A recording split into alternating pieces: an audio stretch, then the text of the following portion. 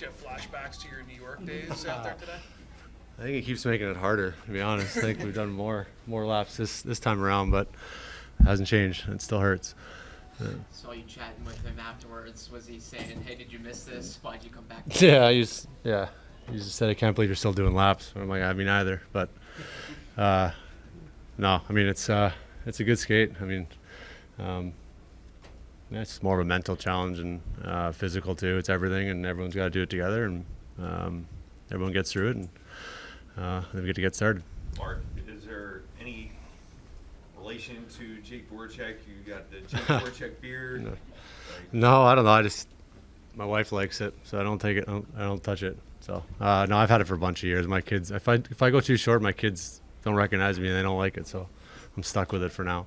How big an influence was Torts in making your decision to come back here? Because you had options. Obviously, you're coming off a run to the Stanley Cup final.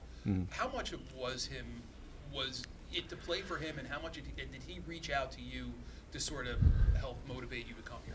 Yeah, I mean, I think me and my family coming back up to this area and knowing, where they're at and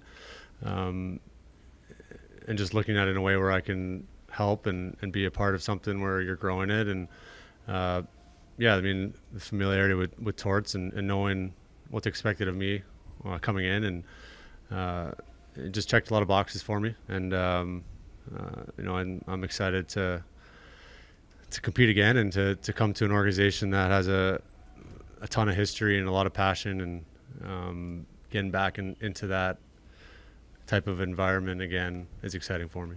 We talked to Danny Briere after you signed, and really over the course of the rest of the summer. He's mentioned that one of the reasons why he was really excited about you coming here was the fact that you can set an example for the young players, particularly the young defensemen on the roster or in the organization. Have you had a chance to talk with any of them and kind of start to give them some advice on how to get it done in the NHL?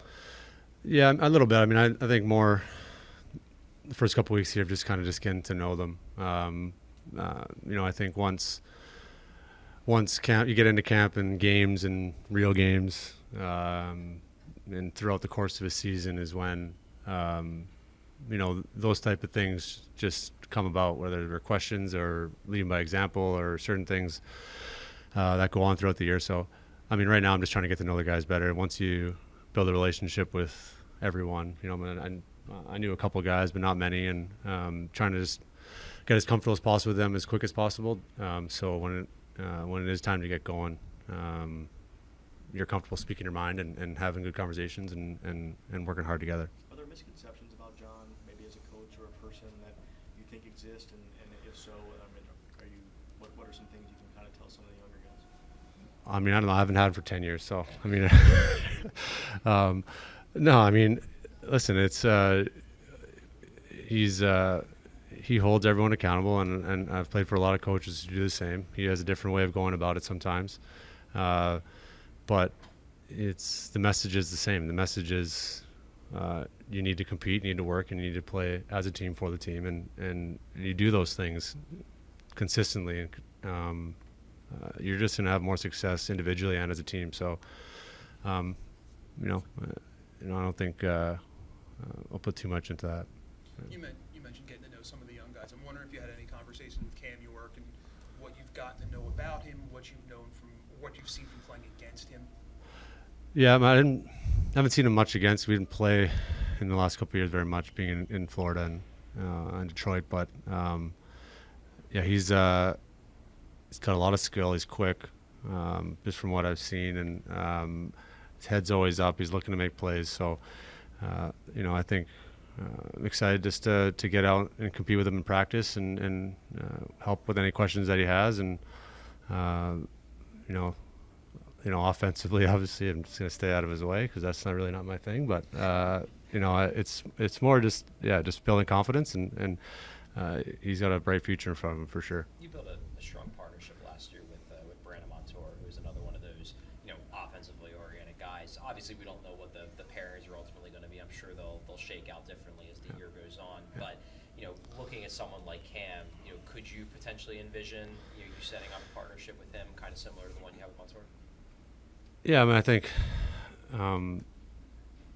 like I said, me and Monty worked well together because he was so dynamic and he joined the rush every chance he could. He loved to handle the puck, and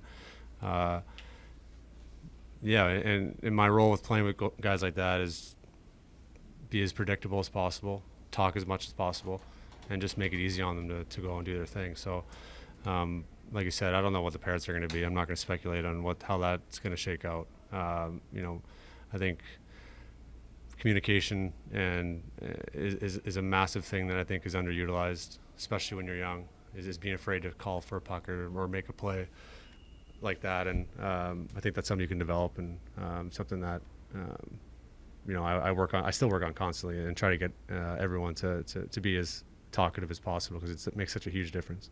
Mark, you've played a lot of playoff games in your career. The organization here has been open about rebuilding and focusing on the future. Can you maybe recall a time in the past in your career where expectations weren't very high and the team kind of surprised? Yeah, I mean, expectations are, I mean, you could talk all you want. I think everyone in our room here and at the beginning of any season, your expectations are to win as many games as possible and push for the playoffs. And just because the word rebuild is thrown around doesn't mean you got to go out and lose every other game. It's just not the way it works. I mean, I was in New York when we kind of, tore it down, so to speak, and we kind of were right there for that bubble year where, I mean, we weren't in the playoffs yet, but when it got cut short, we got in. And so you never know how the season's going to go. It's 82 games. It's a lot of work and a lot of hockey, and we're going to compete every day, and we'll see how it happens. Mark, you've been here for a little bit now in the training facility and stuff. Adam Ginning, Igor Zamula, Cam York, they've been here for a period of time. Have you seen them gravitate towards you, just your stature? Yeah, I mean, we've only had, a few scrimmages and some practices, but we did a little golf thing last week. I got to ride with Casey and Yorkie and Artsy, and just talking with them and just getting to know them, and not really too much about hockey, just more of life, and you're just getting to know how they got here and their story on the way here. And yeah, I mean, once we get down into the numbers and we gotta get into the swing of things, I'm excited to keep growing that. Mark, what was the offseason like for you from playing as long as you did, longer than many of the other guys coming into camp, going to the Stanley Cup final and signing as a free agent? Just kind of what was your preparation for this camp like? Yeah, it was short.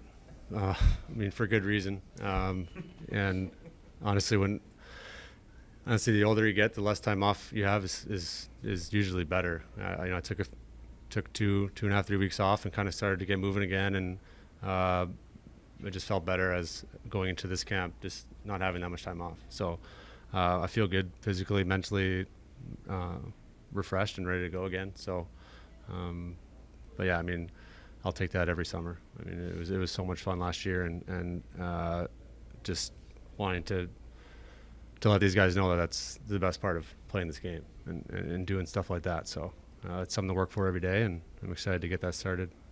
Last one? Okay, thanks, Mark. Thanks, Mark. Thanks, guys.